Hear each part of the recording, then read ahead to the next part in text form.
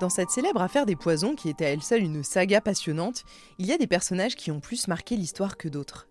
L'histoire souterraine, l'histoire dont finalement on ne parle plus dans les livres de classe, mais qui a pourtant, à sa manière, façonné le monde. Le 5 décembre 1677 est arrêté à Paris le chevalier Louis de Vanins et sa maîtresse Louise Leclerc pour fabrication de fausses monnaies. Suivront ensuite les arrestations de nombreux de leurs complices. En remontant le fil, les autorités se rendent compte au fur et à mesure qu'ils ont démantelé un réseau très réputé. Je suis Camille Debreuil et je vous raconte aujourd'hui les crimes oubliés de la bande des alchimistes.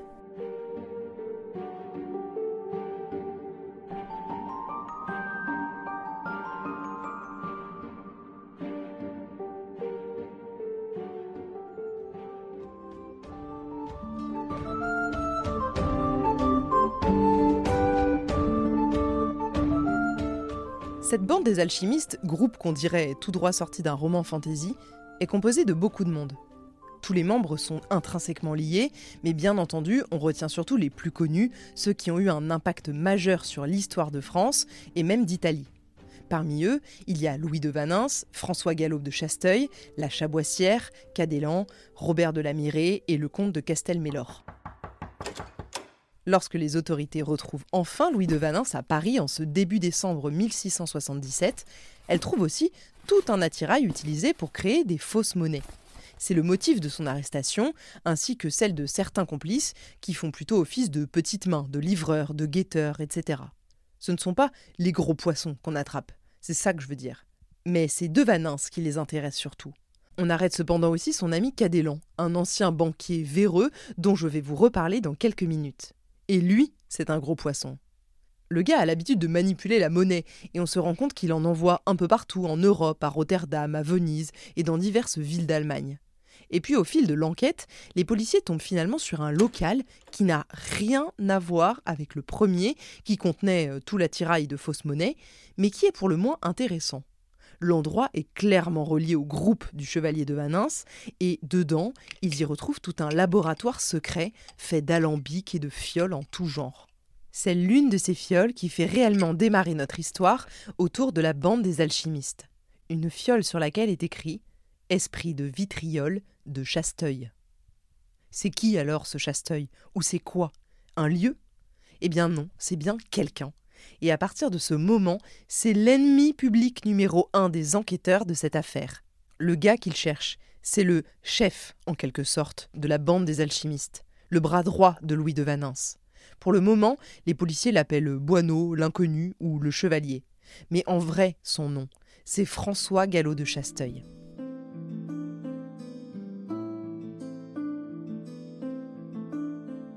Chasteuil, dit le chevalier de Chasteuil, est docteur en droit, et sa vie à elle seule est un roman. Je vous fais quand même un topo sur tout ce qui lui est arrivé, ça vaut le détour.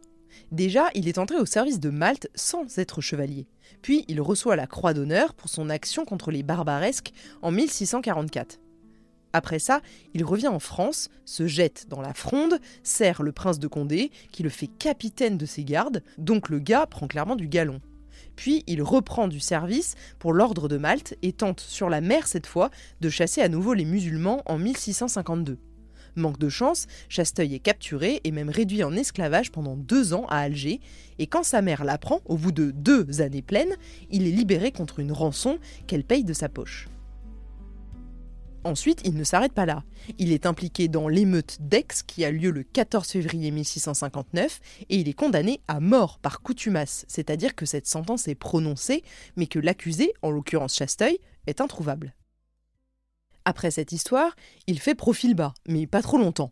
Il tente d'assassiner François d'Honorat Bonipari, désigné pour succéder à son frère dans la charge d'avocat général, à coups de pistolet, mais il manque son coup de feu et prend la fuite. Pour se planquer, il se fait gardien des Carmes au couvent de Marseille, et là, dans le plus grand des calmes, il séduit une jeune fille qu'il séquestre et qui tombe enceinte de lui. Histoire que le scandale n'éclate pas au grand jour, et pour éviter de faire des vagues, il l'étrangle tout simplement dans sa cellule, et avec un des frères non religieux du couvent, il file l'enterrer dans le jardin.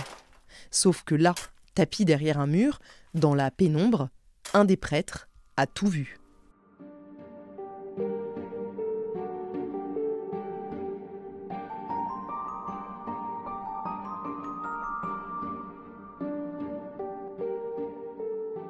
Là, comme ça, vous vous dites que Chasteuil n'est qu'un criminel un peu trop chanceux, mais je peux vous dire que son personnage est bien plus intéressant qu'il n'en a l'air. Pour mieux le comprendre, il faut remonter un peu dans le passé.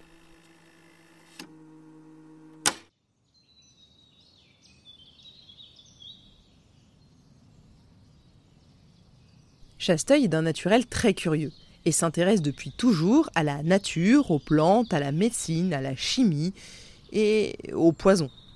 Il a par le passé rencontré 2 hommes qui vont beaucoup compter non seulement pour lui, mais aussi dans notre histoire. Il s'agit de Rabel et Cadellan.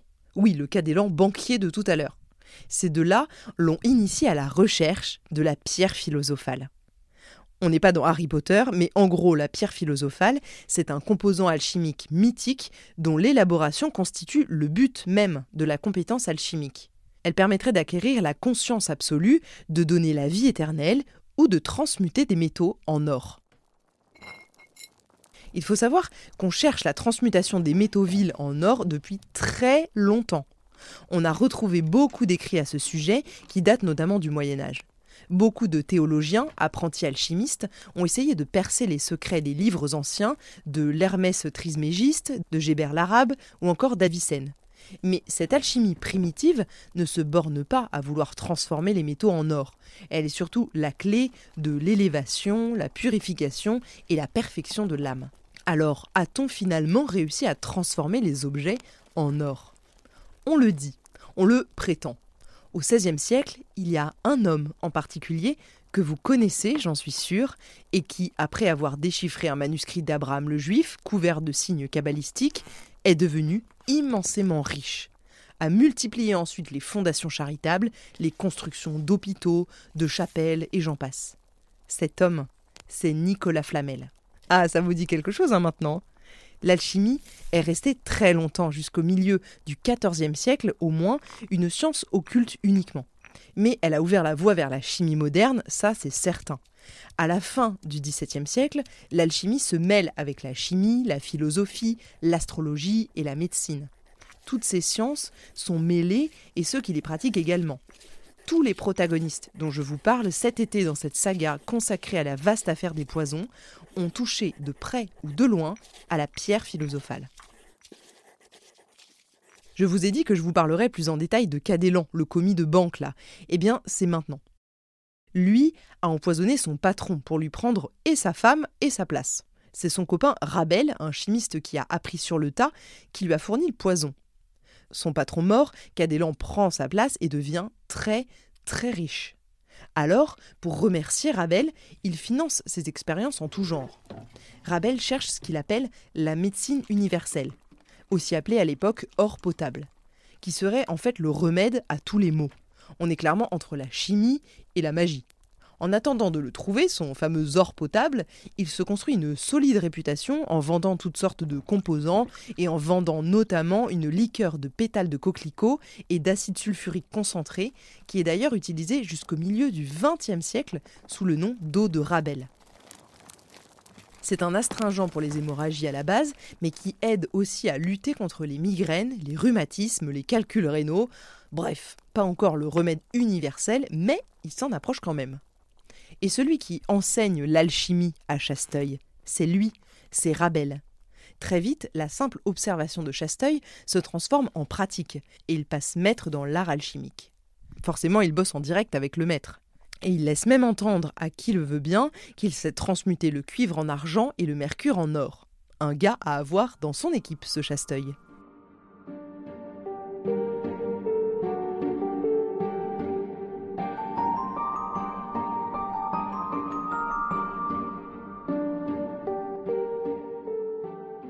Retour en 1672 ou 1673 avec Chasteuil qui vient d'étrangler la femme qu'il aimait pour ne pas qu'elle raconte tout ce qu'il lui a fait subir.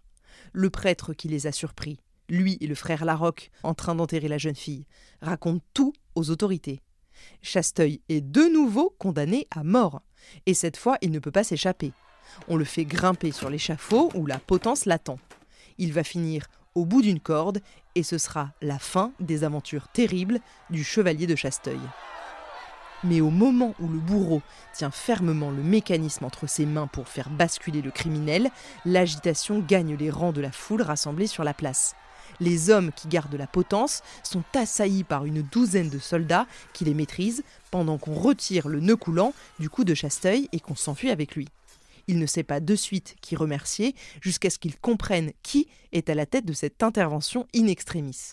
Son ami Louis de Vanins. C'est le frère Larocque, le complice de Chasteuil, qui a fait prévenir de Vanins, pensant bien qu'il quitterait tout pour libérer son camarade de toujours. Tous les trois s'enfuient et se réfugient à Nice un moment où ils se planquent. Là, pour remercier son ami, Chasteuil initie de Vanins à la transmutation des métaux en argent. Mais comme il n'a pas confiance à 100%, faut pas déconner, il ne lui enseigne quand même pas celle en or. La connaît-il seulement ? Puis, après quelque temps à Nice, les deux hommes se séparent. Chasteuil embarque avec lui Larocque et passe la frontière direction Turin. De Vanins, lui, rentre à Paris. Quand je dis que Chasteuil se réfugie à Turin, je vous dis pas qu'il se planque dans un trou en attendant que la tempête judiciaire passe. C'est pas le genre. Lui rentre à la cour du duc de Savoie, Charles-Emmanuel II. Sa croix de Malte lui a permis de se faire admettre parmi les gardes de la Croix Blanche, dont il devient, tenez-vous bien, le capitaine-major. Son complice, le frère Larocque, devient lui sergent à ses côtés dans la même compagnie. En plus d'être un bon militaire, Chasteuil a aussi une réputation d'homme de lettres très cultivé. Il écrit pas mal de pièces de théâtre et de poésie notamment, mais qui sont restées à l'état de manuscrits. C'est grâce à cette culture que le duc de Savoie le nomme même sous-gouverneur et précepteur de son fils, Victor Amédée, prince de Piémont, l'héritier du trône. Quant à de Vanins, il retourne, comme je vous l'ai dit, à Paris et vit alors très pauvrement dans un premier temps. Il réside à l'intérieur de l'enclos du Temple où il jouit d'une immunité de juridiction. C'est bien le quartier du Temple, le Marais aujourd'hui, dont on parle ici et dont les bâtiments forment un enclos protecteur. De Vanins n'est là-dedans évidemment pas le seul repris de justice, vous vous en doutez. Là-bas, il fréquente le milieu des sorciers, des alchimistes, bien décidés à utiliser les connaissances secrètes que lui a transmises son mentor, Chasteuil. Un peu plus tard, il vit pendant plusieurs mois au crochet de Robert de la Mirée, seigneur de Bachimont et de son épouse. Il a aussi à ses côtés un certain Grémont et le baron de Sainte-Colombe.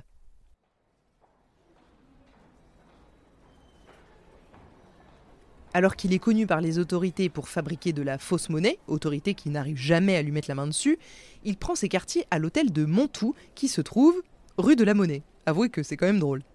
À Paris, de Vanins a une réputation de vrai sorcier. Chaque jour, une vingtaine de personnes viennent le consulter dans la grande salle de l'hôtel, soit pour faire réussir leur mariage, d'autres pour trouver un trésor, ou encore parler au diable. Il y croise des femmes désireuses de se débarrasser de leur mari, des maris très mécontents de leur femme. L'alchimiste leur propose alors des poudres et oriente certains autres vers un camarade lorsqu'il ne peut pas répondre à leurs demandes. De Vanins et sa bande connaissent très bien le monde des alchimistes et ceux qui gravitent autour. Il y a par exemple Madame de Lagrange et son amant caché, le curé Neil, qui ont ensemble empoisonné le mari de Madame, mais qui cherchent aussi des trésors dans le bois de Passy. Je ne peux pas m'étaler plus sur leur compte aujourd'hui, ce serait trop long, mais vous n'avez pas idée des gens qui tournent autour de Vanins et de la bande des alchimistes.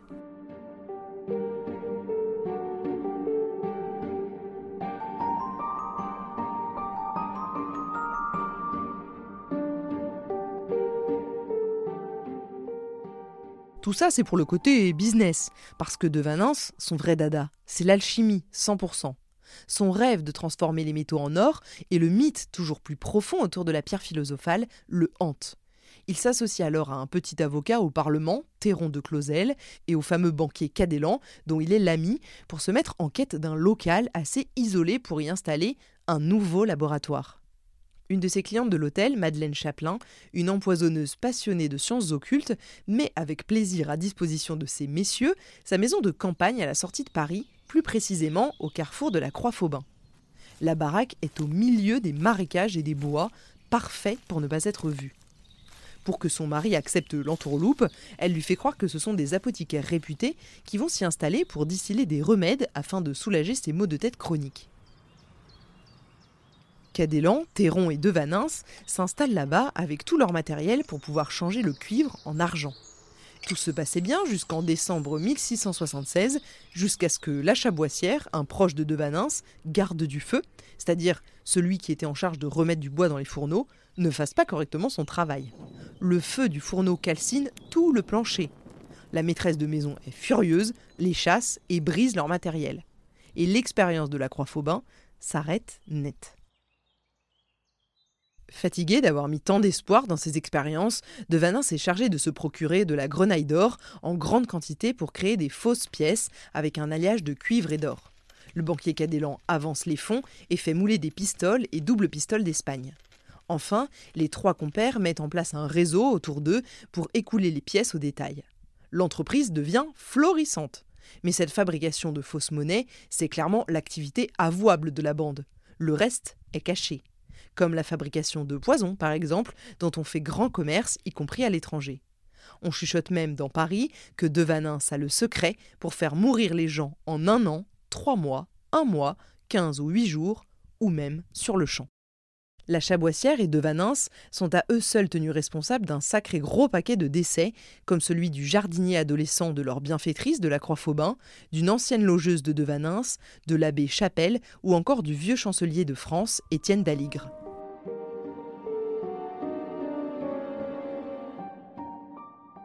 Ces deux-là à la fabrication, Cadelan à l'export international, ils s'en mettent plein les poches. Certains payent jusqu'à 40 000 livres pour un poison. Pour vous donner une idée, ça correspondrait aujourd'hui à presque 900 000 euros. Devanens fait un dernier voyage de 6 semaines à l'automne 1677 afin d'écouler du stock à Lyon puis en Italie. À peine 15 jours après son retour à Paris en décembre, il est cueilli par la police, menée par Louvois en personne, principal ministre d'État, le remplaçant du célèbre Colbert. Devanens et Chasteuil en ont tué du monde, mais le plus gros coup de la bande des alchimistes, je ne vous en ai pas encore parlé. Pour ça, il faut que je vous dise le rôle des Bachimons. Mais c'est ce que je vous raconterai dans le prochain épisode de cette saga de l'été, consacrée aux crimes oubliés de l'affaire des poisons.